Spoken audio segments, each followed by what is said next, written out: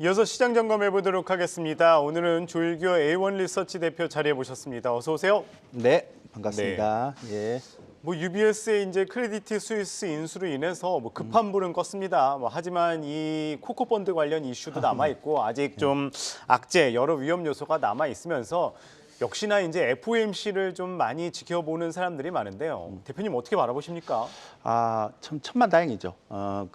UBS CS, 그러니까 장기적으로 보면 UBS가 잘 산 거죠. 이게 스위스 정부에서도 거의 엄청난 걸 지원해 준다 그랬잖아요. 원래 안 살라 그랬다 그러는 거예요. 그 지금 굉장히 저평가돼 있다라고 볼 수. 나중에는 저는 UBS가 굉장히 좀 월가에도 그런 얘기를 하더라고요. 굉장히 좀 밸류가 올라갈 수도 있다. 이 위기만 끝나면 이렇게 얘기를 하고 있고요. 그 다음에 이제 아까 코코펀드 얘기가 뭐냐면 이게 사실은 이 코코펀드의 문제가 지난번에 HSBC도 코코펀드 발행 때문에 사람들이 겁나서 팔고 채권 내려가 이게 이제 중요한 게 아니고요. 예. 원래 관행이 그러니까 은행이 만약 인수합병되거나 좀 잘못되면 주식 그 회사에 주식을 투자한 사람들의 손실이 더 커야 되잖아요. 그렇죠. 근데 이번에는 주식을 투자한 사람들한테 일부 보상을 해주고 이 코코펀드라고 해서 채권을 투자한 사람들한테 상각을 0을 만들었어요. 제로를.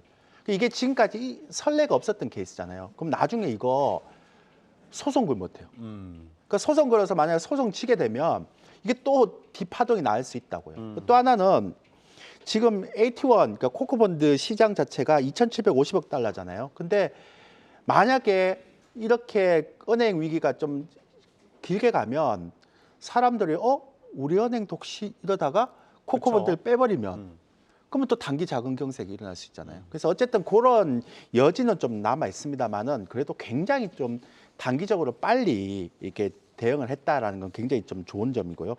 제가 이번에 보면서 리만 브라더스에 대한 그 악몽이 있구나. 그래서 이게 존재감이 굉장히 커지기 전에 빨리 어떻게 해야 되겠구나라는 생각을 하고 있다는 것들을 가지고 있는 것 같아요. 보면 연준, ECB, 캐나다, 영국, 일본, 스위스 바로 그냥 달러 스왑 매주에서 매월까지 해버리잖아요. 예. 엄청나게 좋고요. 그다음에 연준의 미국은행의 단기 대출 이거를 사람들이 QE 아니냐라고 얘기하더라고요. 양적 완화. 아닙니다.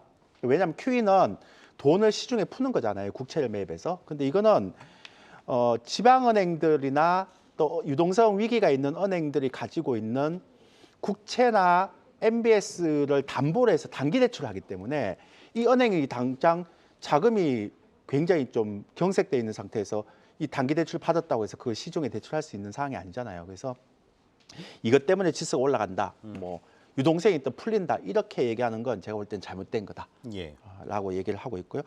그다음에 우리 바이든 대통령도 너무 약간 오버한 것 같아요. 왜냐하면 금융위기가, 그러니까 이게 은행에 대한 이게 위기가 나오자마자 바로 우리 워런 버핏 달려갔거든요. 근데 그래갖고 막 기사 흘리잖아요. 그 은행에 대한 구제 논의할 거다라고 얘기를 했는데 만약 왜냐하면 전례가 있었거든요. 그 리만 브라더스 사태 때, 그러니까 그때 워런 버핏 그 회장이 2008년도에는 골드만삭스 50억 달러 투자했고 2011년도 유럽 재정 위기 때는 BOA, 뱅크 오브 아메리카 50억 달러 했잖아요. 근데 지금 기사 나오는 거 있나요? 아니요. 없죠. 관련해서는 없습니다. 네. 만약 이러다가 워런 버핏이 투자를 안 하겠다라고 얘기하면 시장이 뭐야? 우리 워런 버핏라는 회장이 지금의 은행에 대한 리스크를 좀 더 심각하게 보는 게 아니고 이렇게 오류가 날 수도 있잖아요. 그렇죠.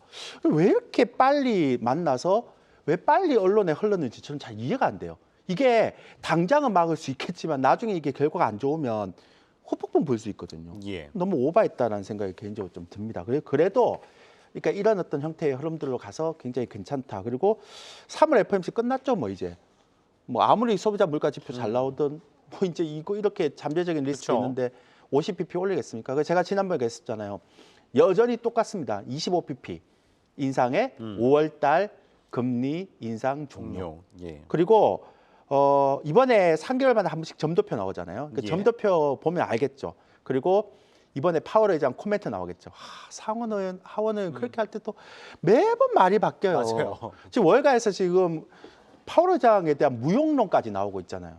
이번에 또 어떻게 바뀔지 모르겠어요. 그러니까 제가 우스갯소리로 그랬는데 옛날에 상원에 청문회 갔을 때 그린스펄이나 옐런이나 아니면 버냉키나 이런 사람들은 그 엘리자베스 워런 의원이나 이런 데 굉장히 강하게 막 당신 정책 잘못하고 그런 게 아닙니까라고 얘기했을 때 다른 의장들은요 스무스하게 넘어갔거든요. 이번에 파월 의장 보세요. 핏대 세우면서 뭐. 그렇죠.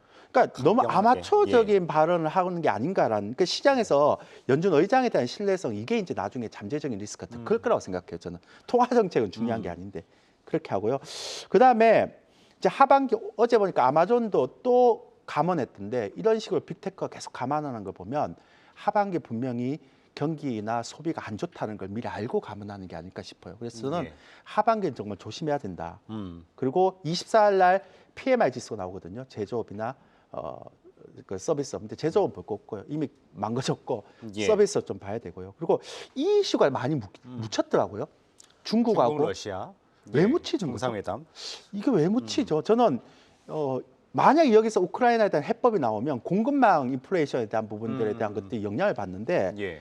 지금 글로벌 은행 때문에 모든 이슈가 다 묻혀버렸어요. 네. 그래서 이런 것도 좀 관심을 좀 가지시고 볼 필요가 있다라는 생각을 하고요. 그러니까 어차피 파월 회장이나 페드 입장에서는 25 동결을 못 해요. 이러다 동결하면 어떡하죠?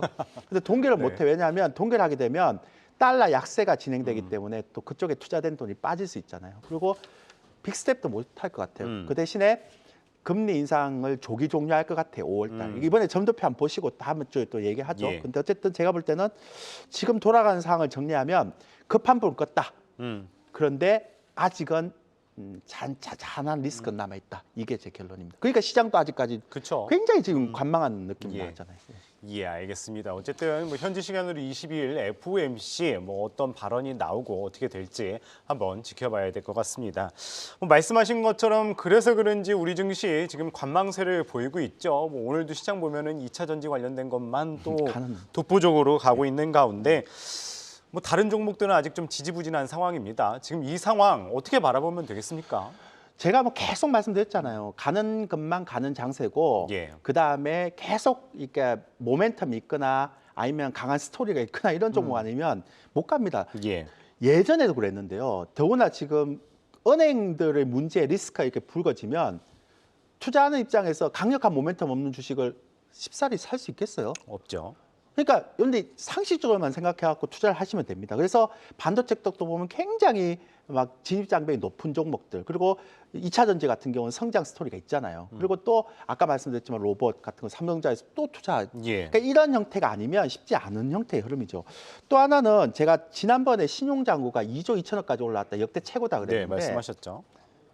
제가 일주일 지났는데요. 요 신용장구를 3천억밖에 안 팔았어요. 아. 그러니까 4일 동안 팔다가 예. 어제 신용장구를 개인들이 또 1,400을 또 샀어요. 그리고 왜 샀지라고 보니까 야, UBS가 CS 인수하면서 아 이제 좀 괜찮겠지라고 안도감 때문에. 그래서 또 사는 것 같아요. 근데 계속 말씀드릴게요. 신용장구 이렇게 자꾸 사면 변동성만 커질 수 있기 때문에 여러분들 좀 부담스럽습니다. 그렇게 생각하고요.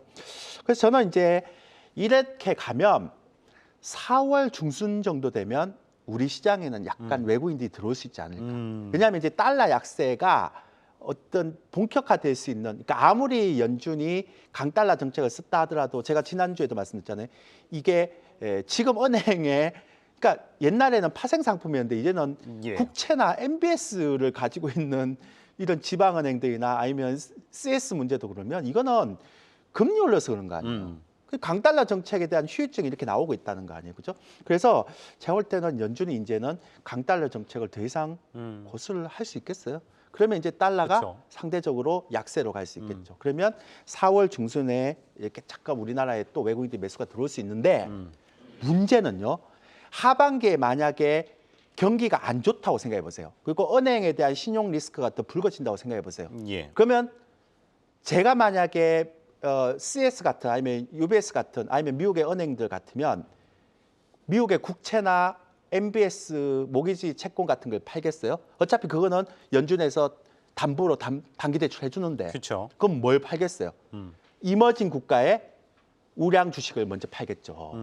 그러니까 하반기에 실물 경기가 안 좋아지게 되면 그리고 하반기에 금융 리스크가 커지게 되면 저는 이머징 주식, 그러니까 이머징 국가의 주식들이 굉장히 위험하다고 생각하는 거예요. 예.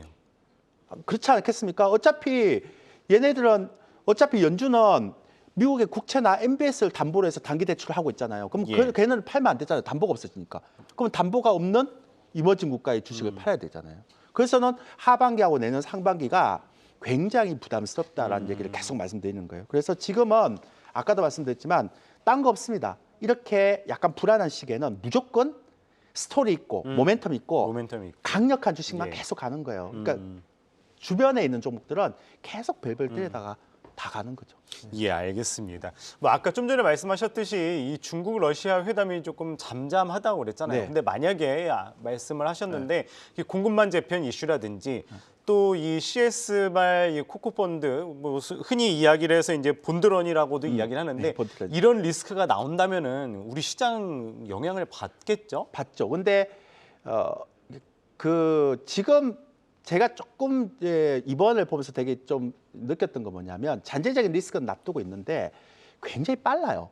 되게 신속하게 하고 대응이. 있어요. 예. 예. 우리 워런 버핏 회장이 이제 어떤 코멘트를 할지가 이제 가장 궁금한데 잘 안 살 것 같아요. 예. 아직은 끝난 것 같. 왜냐하면 그 2008년대 골드만삭스에 50억 달러 넣을 때도 그랬고 예. 2011년도에 뱅크 오브 아메리카 넣을 때도 재정위기 때 넣을 때도 그렇고 최악으로 갔을 때 샀거든요. 근데 지금은 최악이라고 생각하지는 않겠죠. 하반기에 경기 침체가 있으니까. 그래서 요거는 이슈가 안 될 것 같고 잠재적인 부분이 될 것 같고 아까 말씀드렸지만 우크라이나의 시진핑하고 푸틴이 정상회담에서 어떤 종전이나 휴전에 대한 나올 가능성은 조금은 좀 낮지만 혹시 나오게 되면 공급망 인플레이션이 좀 예. 해소가 되잖아요. 이거는 모멘텀이 될 수 있을 것 같아요. 단기적인 모멘텀이 될 수 있을 것 같아요. 그리고 아까 코코펀드라고 얘기했는데 요건 일단 다 막았어요. 막았는데 아까 말씀드렸잖아요. CS 주주들이 가만히 있겠어요? 그렇죠. 소송 건단 말이에요. 근데 예. 소송 결과에 따라 또 이게 문제가 불거질 수 있다.